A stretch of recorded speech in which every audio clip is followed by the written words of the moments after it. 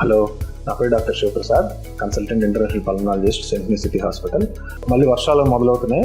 దీనివల్ల ఏంటంటే ఈ రెస్పిరేటరీ ఇన్ఫెక్షన్, ఊపిరితిత్తులకి లైక్ అప్పర్ రెస్పిరేటరీ ఇన్ఫెక్షన్స్, జలుబు, దగ్గు ఇట్లాంటివి అన్ని మొదలవుతుంది. సో వీటిలో చూసుకుంటే కనుక మెయిన్ మనకు వచ్చే దాంట్లో రెండు ఉంటాయండి. ఒకటి ఎలర్జీ ట్రిగర్ అవుతూ ఉంటుంది, నెక్స్ట్ ఇన్ఫెక్షన్స్ ట్రిగర్ అవుతూ ఉంటాయండి, వైరల్ ఇన్ఫెక్షన్స్, ఫ్లూ అంటాం. సో ఈ రెండింటి అసలు ఎట్లా డిఫరెన్షియేట్ చేయాలి అంటే వచ్చింది మనకి ఫ్లూవా, ఎలర్జీయా, ఎలర్జిక్ రియాక్షన్స్ ఏంటంటే, సో ప్రధానంగా చూసుకుంటే మనకి ఫ్లూలో ఏం జరుగుతుందంటే జ్వరం వస్తుంది, ఒళ్ళు నొప్పులు ఉంటాయి, విపరీతమైన నీరసంగా ఉంటుంది. అంటే విపరీతమైన నీరసం అంటే అందరికీ ఉండాలని లేదు, కొంత నీరసం అనేది కొంచెం ఉంటుంది.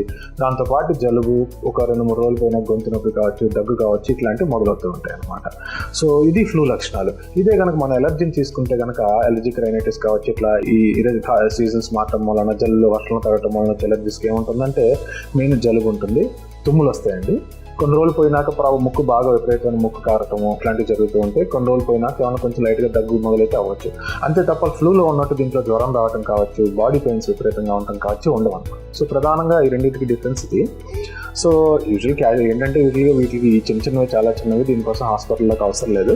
లోకల్గా మనకి జ్వరం వస్తే డోలో ట్యాబ్లెట్స్, జలుబు ఉంటే సిట్రజిన్ ట్యాబ్లెట్లు లాంటివి 2 రోజులు 3 రోజులు వేసుకొని చూడొచ్చండి. ఆవిరి తీసుకోవడం వల్ల కూడా ఉపయోగం ఉంటుంది మనకి ఇంట్లో. సో అలా చేసినా కూడా అప్పటికి ఇంకా తగ్గకపోతే కనుక డెఫినెట్లీ మళ్ళీ వెళ్ళి యాంటీబయాటిక్స్ అది ఇది వాడకుండా హాస్పిటల్లో ఒక డాక్టర్ గారిని సంప్రదిస్తే సరిపోతుంది.